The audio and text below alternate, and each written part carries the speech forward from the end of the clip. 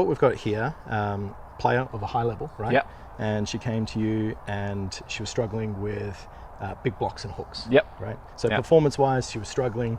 When it came to certain events or situations, she was really struggling to get it done, right? Yeah, absolutely. Now, with the way that you go through your coaching process, it's not necessarily just making these changes for the sake of making something look a bit prettier.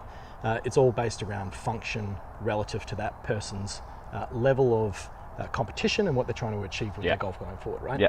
So you had a thorough discussion with this girl. We kind of analysed the ins and outs of where you feel like her performance was lacking relative to her expectations and her frustrations. And this is a bit of an example here, and we've got her down the line on the left-hand side and her face on the right.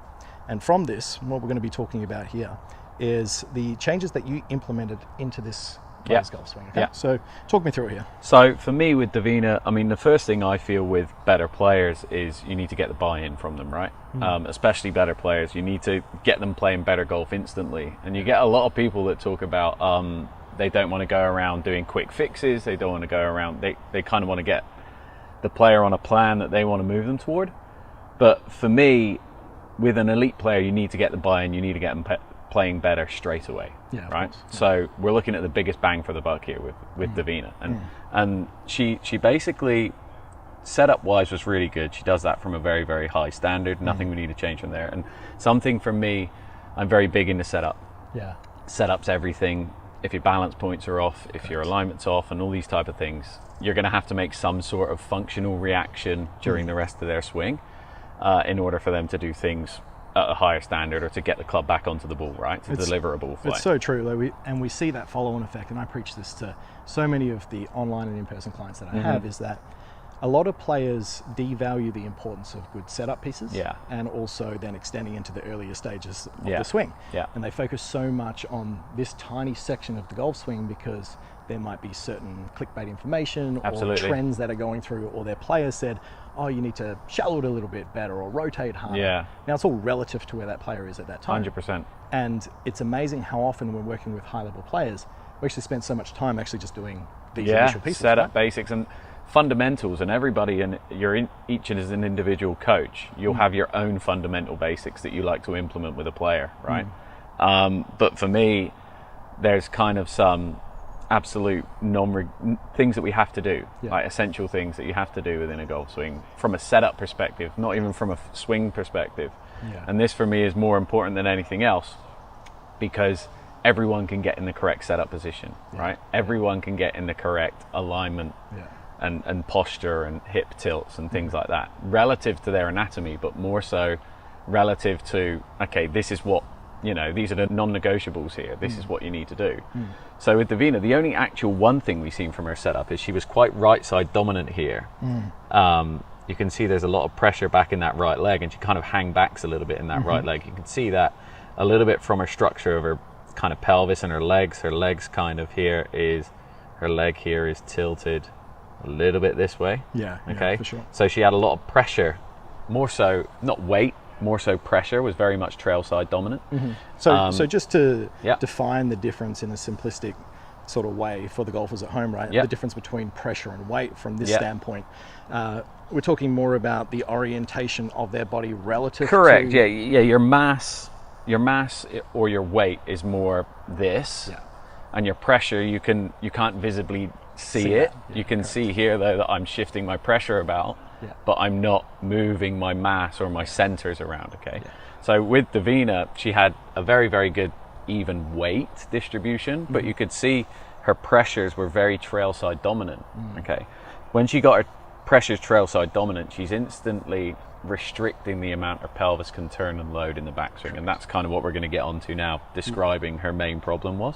So for me, Davina, with being this trail side dominant here, she then see a big kind of lateral shift of the pelvis to the right, okay? As you can see here, if I just whiz that back really quick, get rid of a couple of those lines, and we draw a little line on the right side of her pelvis here. Yeah, and we'll also make note to what happens kind of in the foot here with her pressure and visually. So as she makes that shift, we can see that she shifts considerably away from the target in the backswing. The hips tend to slide.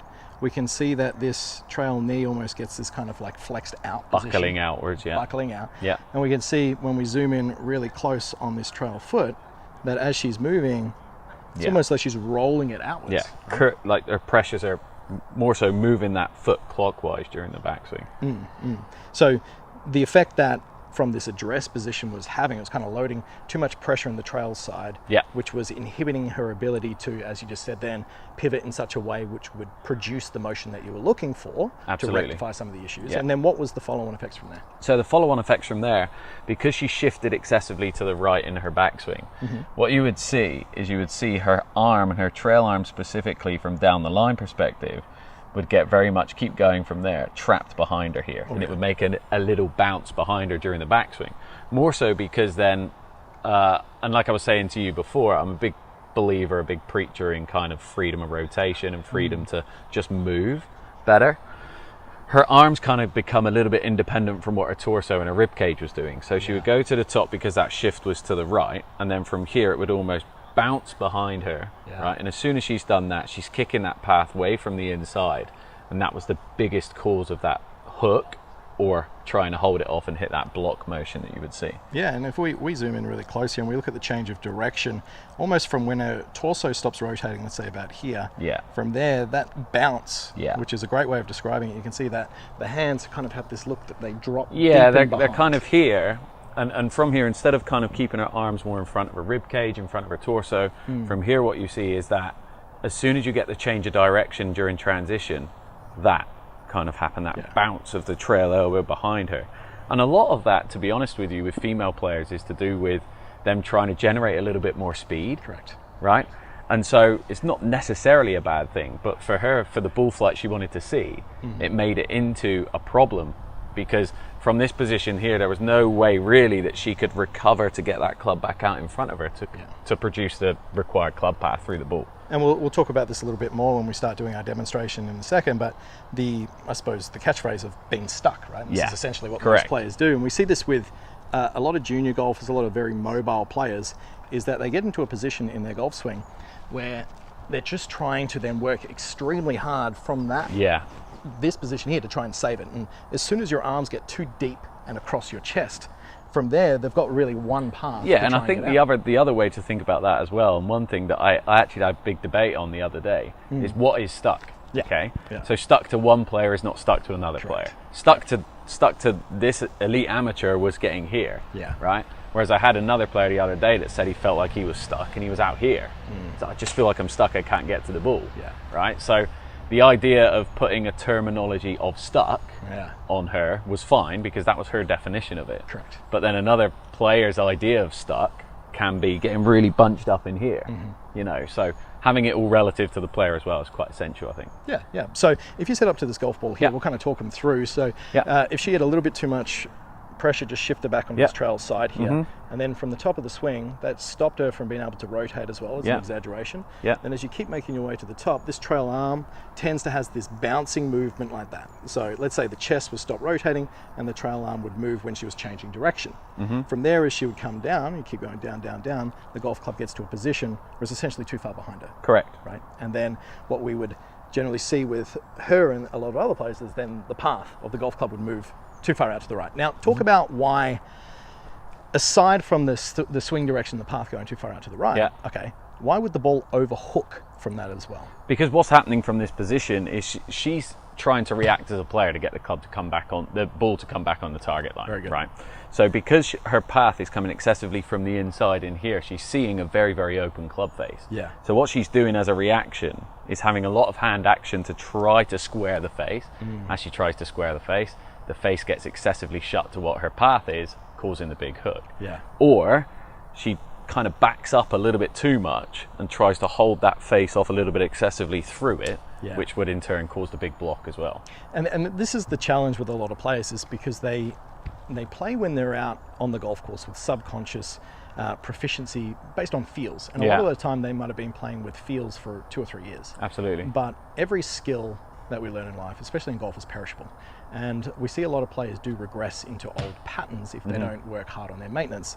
So if she's not mindful around where her swing is at the moment, is very often she might try and produce a feel that she thought, I don't know, a few months ago or a couple of years ago worked for her. Yeah.